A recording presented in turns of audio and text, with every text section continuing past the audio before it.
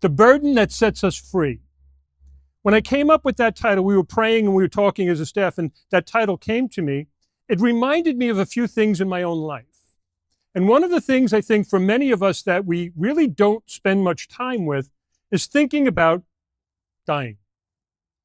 So I went and I checked. There were some surveys out there, and the number one fear that people have is public speaking. Go figure on that one. That's not my problem. Public speaking, that's the number one fear. The second was death. And so as Jerry Seinfeld once said at a wake then, I guess the people would rather be the person in the coffin than the one to give the eulogy. You know, it is interesting though, all of us as Christians need to be reminded that yes, we are going to die. Every one of you here at some point or another will have to face death of yourself, much less any family members you might have already had to grieve the loss of. And I don't say this in a morbid way, because it really isn't something that we ought to fear. It really isn't something that should scare us. We're Christians. We're Christians. The burden that sets us free, see, we're bound by fear. We are bound so much sometimes by fear. And that fear is something that can be wielded over us. It's wielded over us by people of power. It's wielded over us in so many different ways. We get bound and caught up in fear. And what's the very first words Jesus just said? Fear no one. Rather be afraid of the one who could cast your soul into the fiery pit. Ah, fear. We have to have rightly ordered fear. Let's face it, fear can be a very healthy thing. A proper fear of, standing on the edge of a big cliff, that's good fear. Don't take that extra step. But there are unhealthy fears. The most healthy fear any one of us could have at this time ever is a proper fear of God. Now that's the healthy fear I'm talking about, not the unhealthy fear. God is not a tyrant that's going to smite us or drop us safe on our heads or one of those things. It's not like that. That's not that kind of fear. Jesus just spelled it out. We will die and we will go to judgment. Fear judgment. So the burden that I'm talking about right now is that burden of following Jesus Christ, that burden of getting to know Jesus Christ, that investing of yourself in Jesus Christ. I think too many of us don't invest ourselves enough. I don't think we put enough of ourselves into being a good, holy follower of Jesus Christ. And a lot of statistics will bear that out. The old Matthew Kelly number. He looked to see if it was like it is in industry that, 80% of our resources come from 20% of the customers. He wanted to find out if 80% of the money or time or talent that's used in a parish is coming from 20% of the parishioners. And he was shocked at his findings. It's 93.7. 7% do most of the work and support around a parish.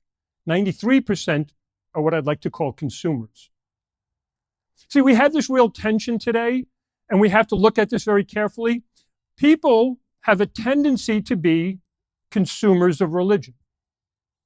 Even many of you who come week after week might be coming here as a consumer, not a contributor. If Matthew Kelly's numbers are right, he says just bump it 1% and just watch how much things would change in a parish. Just 1% of the people becoming more contributors than consumers. An easy way to tell if you're a consumer is if you showed up here this morning wanting to get something out of Mass. That's consumption. If you showed up here this morning with that desire, I hope the music ministry doesn't mess up this week, and I hope Father's pretty interesting this week, and, I'm here to escape everything, and I just need for me to have me settled with me. That's consuming. That's consuming religion. Jesus is not that, teddy bear that we give you after you've had a heart operation. He's the one that's there to call us into battle. He calls us into battle. When we were baptized, we were dedicated to God, but from that baptism until the time of our confirmation, we were in formation. Think about it. We're in the Gospels now. We flash back. Last week I remembered all of the different series that we did. That was the end of the story. the death, resurrection of Jesus, the coming of Holy Spirit on Pentecost. That we did the end of the story. Now we're back into the middle of the story. And this is the middle where Jesus is trying to get his disciples on board. He's trying to get them to understand his method and his mind. And so what did he do last week? He sent them out to go get more. Go out into the harvest. He says that to all of you. Go out into the harvest. The harvest is rich. The laborers are few. With only 7%, the laborers are very few. Go out into the harvest, he said. Did he give them like a list of instructions? Do you remember last week? Did he have like, a parchment here? Just follow these rules while you're out there doing it and everything will be fine. He sent them out totally unprepared. They'd only been walking with him for a little while. He just said, just go do it. So if you're going to wait until you've got faith perfectly right, please don't wait that long. Don't wait that long. Ways that I see consumers all the time. There are so many of you that have brilliant ideas of what the parish ought to be doing. And so many of you will come up to me with that brilliant idea. Father, we need to do more with the youth. We need to get some youth ministry going. I say, fine, head it up. Go get me a committee. Oh, no, not me, Father. You know how many, I get that all the time. You see something, make it happen. Go and make it happen. Do you think it just happens by accident? Do you think I have the time? Do you think the staff has the time? No, make it. If you see a need, let us know, and we'll support you in any way we can. But just take the lead. Get a committee together. Do it. The generous one, the contributor, is the one that makes it happen. I mean, last year we had to suspend having the family festival because we couldn't get volunteers. That's silly. Don't be a consumer. Be a contributor. One of the big things, though, that will help us is when we understand the fears that we have. The fears that we have in our life. That's what holds us back. Oh, I'm so afraid. I just don't have the time. Oh, I don't have the energy. Oh, I work so hard. Oh, I spend so much of my life. And with the kids, and I'm running around this, and all of a sudden now it's, like 3 weeks later and nothing has happened because of fear. Fear is what turns us into consumers. Being afraid of the unknown is what turns us into consumers. We have to be strong in our faith. Because let's face it, the world needs Jesus like you wouldn't believe. This world today, you can just spend 2 minutes with the news media and you can see how much the world needs faith. You can spend just a few minutes out there and see how much the world needs faith. But remember, when you go out into the world, you're going amidst the powers and principalities. And that's why in your formation, leading up to your confirmation, we were turning you into soldiers. I don't know if any of you remember the old confirmation rite when the bishop came. None of you are old enough to remember because it changed so long ago. The bishop would wish you peace and then slap you in the face. I'm not kidding. To remind you that as a Christian, you will be persecuted. To remind you that, when you try to spread the good news, people aren't going to like it. Look at poor Jeremiah. Jeremiah was just trying to help the people. Listen, folks, you're off the path. Get back on the path. What are you doing over there? Get back on the path. And they denounced him. And they persecuted him. He was a prophet. He was speaking the words of God. Of course they're going to persecute. If they persecuted him, think of what they're going to do to us. But don't worry about it. Jesus already won. The victory is his. He just asks us to participate in it. And so bringing Jesus into the world is so necessary. Bringing Jesus into the world is so needed, but only a contributor can be able to do that. Only a real contributor, one who has that generous spirit, that generous heart that wants to set the world on fire, can do that. And so I'm encouraging you all to become disciples. I don't know if you know it, our parish mission statement is be disciples who make disciples. That's it. Be a disciple of Jesus Christ. A disciple of Jesus Christ is one like the apostles. Fear no one. Don't worry about, I say now, in all honesty, fear no one except God. Have that healthy fear of God. Because as Jesus pointed out so clearly, death is going to come, and I really want him to be my advocate when I get to the gate. If I acknowledge him before others, he will acknowledge me before his heavenly Father. Doesn't that sound great? Having Jesus as your advocate at the gate? Yeah, I acknowledged him. Yes, Lord, you know me, right? Yes, I know you. Come on in. I want that for everybody. I want it for you. I want it for your families. I want it for your unchurched neighbors. I want it for your faithless co-workers. I want for everybody to get to know Jesus Christ. And when we put that effort in, some will resist. Get over it. Move on. But yes, we need contributors. And so think about your own death. Go ahead and do that from time to time when you're praying. And ask, when I get there, what's going to happen? Is Jesus going to look at me and say, wow, I know you. You acknowledge me. You did all these wonderful things. You went to confession regularly. You went to church regularly, but you brought other people with you. Wow. Wow. So don't fear. See, death is one of those things down through history. From the time of Adam and Eve when they first sinned, sin has been what has bound us because sin is what makes death bad. Sin is what makes death bad. You die in a state of sin, that's not good.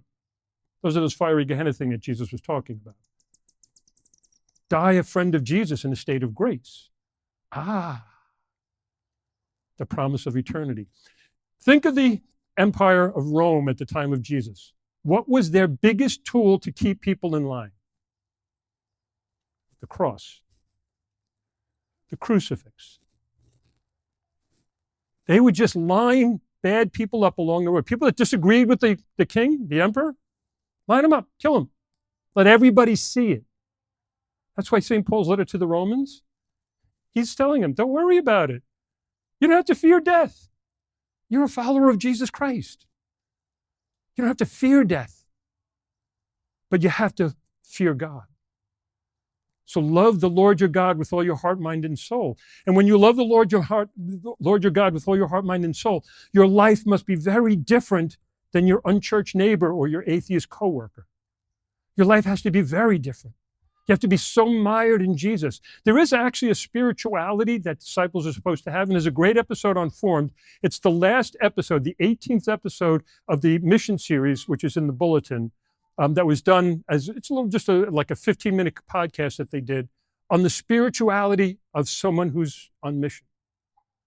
And they used John Paul II's document on the mission of the Redeemer. No one of you sitting here this morning is exempted from the mission of Jesus Christ. And it might seem like a bit of a burden. It might be asking you to take on much. But as we're going to hear in 2 weeks, if you take on the burden of Christ, it's easy and light. Next week is going to be the toughest week of the series, I promise you. Jesus is going to start out by saying, if you love father or mother more than me, you're not worthy of me. Ooh. Those are strong words. But we'll save that for next week. Suffice it for this week that Jesus just put everything in perspective. Fear no one. Don't worry about the powerful people in this world. Don't worry about the politics. Don't worry about the emperors. Don't worry about any of that. Just worry about your salvation, your family's salvation, your neighbor's salvation. Worry about that. Get to know Jesus Christ. Become a contributor, not a consumer. Yeah, sometimes I need to, and I will admit it, sometimes I need to go into the church for me. Sometimes I need to pray for me. Sometimes I need that extra reassurance. And so we mutually will be there for each other. But fear is not an option. Fear is not an option. And so take on that burden that'll set you free. Trust me, I know in my life I was so burdened by fears and all those other things, burdened about paying my bills, burdened about all those different things, I was never free. But as soon as I accepted that God's got my back, that Jesus won the victory, that there's nothing that could overwhelm me, all of a sudden I felt liberated. Because it wasn't life that was holding me back anymore. It was faith that was setting me free. So believe in Jesus Christ, believe in his victory, and then go forth as soldiers of Christ to win more souls for Jesus Christ. That's our mission. That's our goal. And so in coming weeks, we're going to talk a little bit more about this whole idea of being a contributor versus a consumer. The rest of the series will be about that. And come the fall, we're going to really, I think, turn it up a little bit and try to get more people active and engaged in the faith in this parish. Start praying about it now. Start asking the Lord, your God, right now, where will I fit in all of that? And will I fit in?